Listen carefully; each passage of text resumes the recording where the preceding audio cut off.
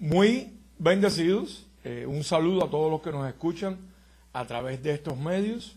Queremos darles saludos a todos los pastores y ministros que se encuentran en todas las naciones y que predican esta maravillosa palabra de gracia, que es Cristo en nosotros, la esperanza de vida, la esperanza de gloria.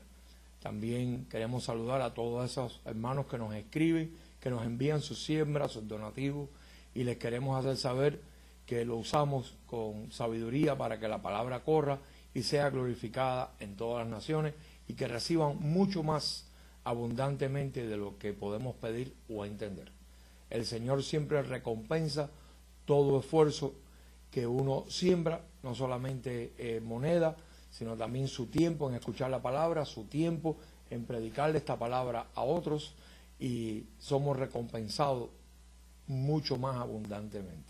Estamos muy agradecidos por todos los hermanos que envían su siembra a través de estos medios vía internet.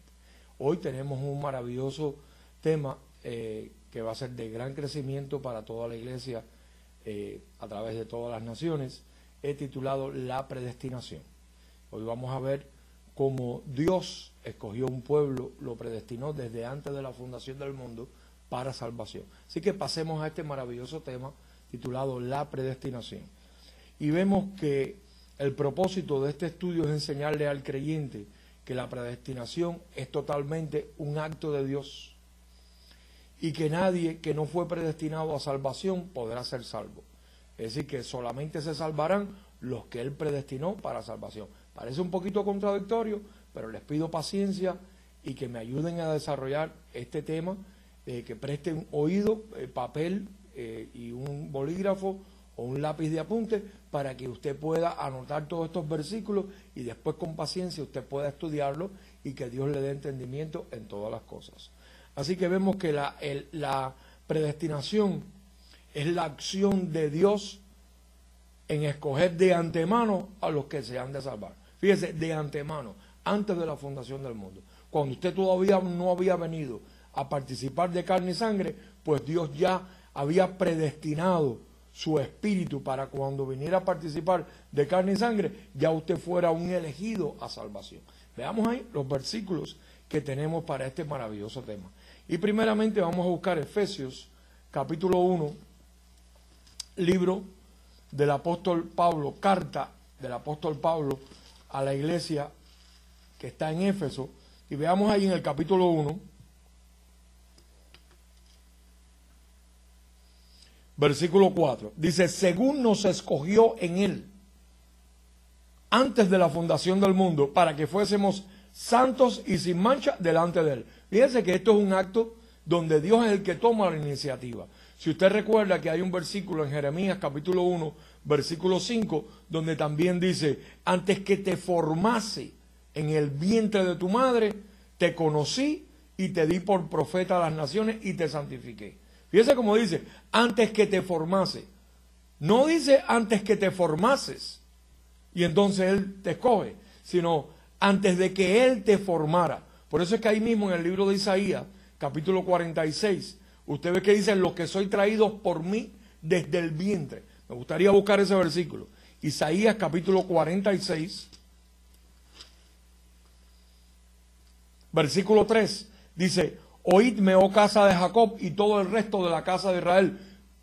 Dios le está hablando a ese pueblo hebreo donde él tenía un contacto directo a través de sus profetas y de sus maestros. Dice: oídme, oh casa de Jacob, y todo el resto de la casa de Israel, los que sois traídos por mí desde el vientre, los que sois llevados desde la matriz. Dice: y hasta la vejez yo mismo, y hasta las canas os soportaré. Yo hice, yo llevaré, yo soportaré y guardaré. Fíjese que aquí en todo está la supremacía de Dios.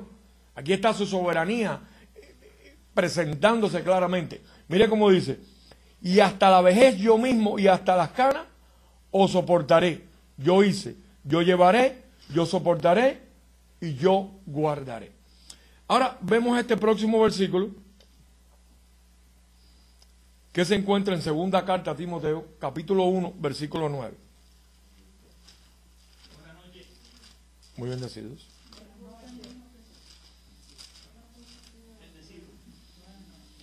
noches. Estamos tratando un tema muy importante titulado la predestinación. Ahora veamos ahí como dice este segundo versículo que vamos a tratar. De hecho, ya este es el cuarto versículo. Tratamos con Efesios, hicimos mención y referencia en Jeremías capítulo 1 versículo 5 y en Isaías capítulo 46 versículo 3. Ahora veamos segunda carta a Timoteo, discúlpenme. Segunda carta a Timoteo capítulo 1 versículo 9. Fíjense cómo se expresa Dios a través de este apóstol. Dice, quien nos salvó y llamó con llamamiento santo, no conforme a nuestras obras, sino según el propósito suyo y la gracia que nos fue dada en Cristo Jesús antes de los tiempos de los siglos. Si usted nota nuevamente aquí Dios está hablando todo lo que ocurrió antes de la fundación del mundo. Es decir, Él no está hablando aquí después que tú naciste, después que un día tú decidiste entrar a una iglesia, o cuando pequeño tus padres te llevaron de la mano a una iglesia y entonces te criaste en una vida cristiana.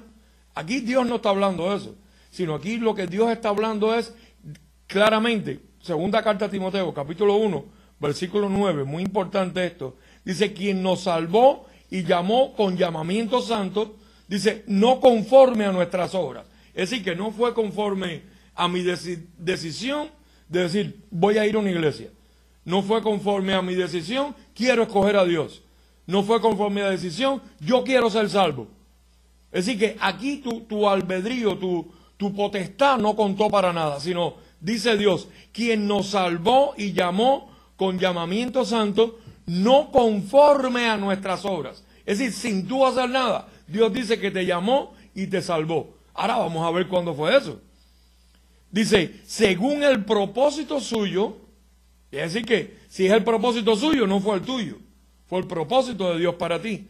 Dice, y la gracia que nos fue dada en Cristo Jesús antes de los tiempos de los siglos. Cuando te dice antes de los tiempos de los siglos, pues ya tú tienes que entender que aún el universo todavía no estaba hecho.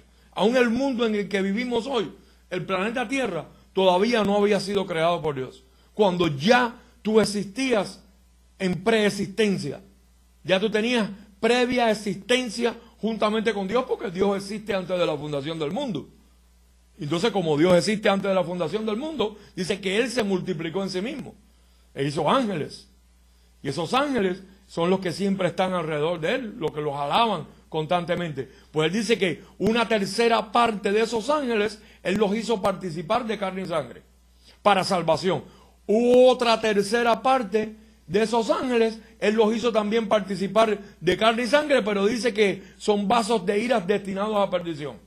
Y otra tercera parte dice que esos ángeles son los que están al servicio de los herederos de la salvación, en este caso que somos nosotros, y también los que están siendo obedientes a la palabra de Dios y cumpliendo sus obras por la palabra de su poder, que no retorna vacía. Es decir, que Dios tiene un control completo de su creación. Por eso es que Él es soberano, por eso es que Él es todopoderoso, por eso es que Él es omnisciente, por eso es que Él es omnipresente, porque Dios está en todo y en todos al mismo tiempo. Y tiene poder para poder gobernar a los que viven como a los que han pasado mejor vida. Como también tiene poder para gobernar aún a los que están por manifestarse en carne y sangre. También tiene poder sobre los que están destinados a perdición. Es decir, que Él no perdió el control de esos que Él destinó a perdición, que se le fueron de la mano y entonces ahora, Dios mío, ¿qué haré con esta creación que destiné a perdición y no los puedo controlar?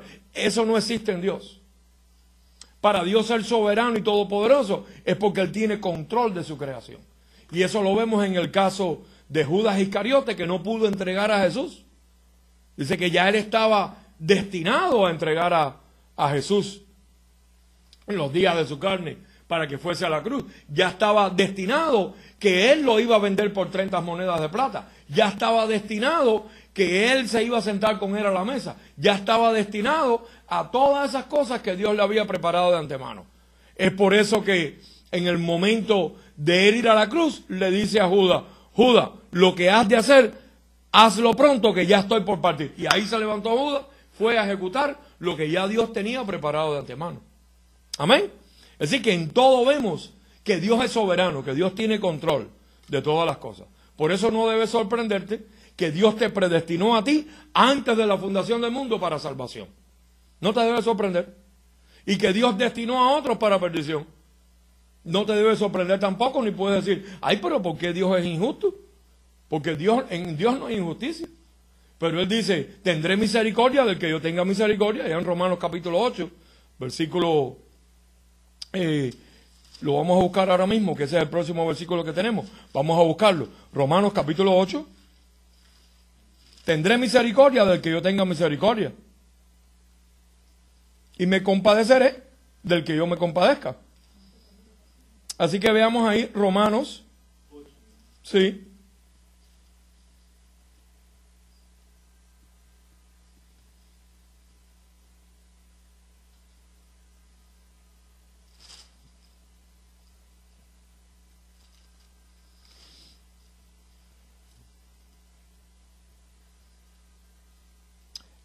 Fíjense que podemos darle un saltito aquí, ahí mismo en el libro de los Romanos, para poder ir llegando por paso en Romanos capítulo 9, después regresamos al 8. Mire cómo dice en el versículo 13, como está escrito, a Jacob amé y a Esaú aborrecí. Fíjense que ahí hay una decisión de Dios. Esaú no decidió que Dios lo aborreciera, sino fue Dios que aún estando todavía Jacobo y Esaú en el vientre de su madre, ya Dios había dictado una sentencia, había profetizado a través de un profeta. El mayor servirá al menor. No, pero ¿cómo así? Si siempre el menor es el que sirve al mayor. Eso era por trascendencia. Dijo, bueno, pues conmigo es al revés. Yo quiero ahora que el mayor sirva al menor. Y a Jacobo lo voy a amar y a Esaú lo voy a aborrecer. Veamos cómo dice ahí. Versículo 13, capítulo 9, versículo 13 del libro de Romanos. Como está escrito, a Jacob amé. ¿Está ahí? ¿Lo podemos leer? Mas a Esaú aborrecí. Versículo 14, muy importante. ¿Qué pues diremos? ¿Que hay injusticia en Dios? Dice, en ninguna manera.